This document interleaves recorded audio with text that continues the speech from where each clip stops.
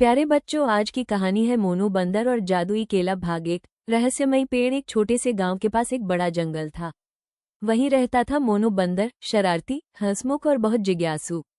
वह दिन भर पेड़ों पर झूलता, केले खाता और पक्षियों के साथ खेलता रहता। एक दिन मोनू ने देखा कि जंगल के बीचों बीच एक चमकता हुआ पेड़ उगा है।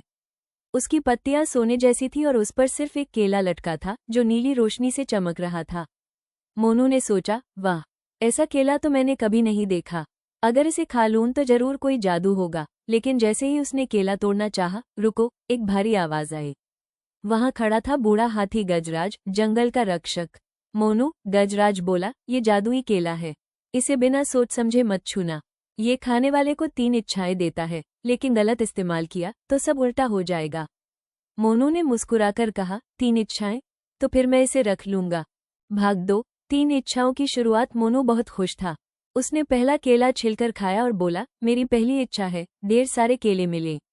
पलक झपकते ही पेड़ों से केले गिरने लगे।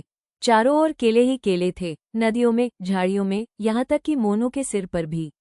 अरे बाप रे, मोनू चिल्लाया, इतने सारे केले कौन खाएगा? जंगल के सब जानवर हंसने लगे।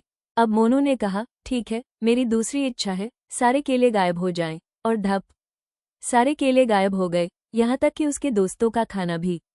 भालू, हिरण और गिलहरी सब गुस्सा हो गए। मोनू, तूने हमारी दावत खराब कर दी। मोनू को शर्म आई। 3 सीख और सच्ची तीसरी इच्छा। मोनू सोच में पड़ गया। गजराज ने कहा, मोनू, तीसरी इच्छा सोच समझकर मांगना।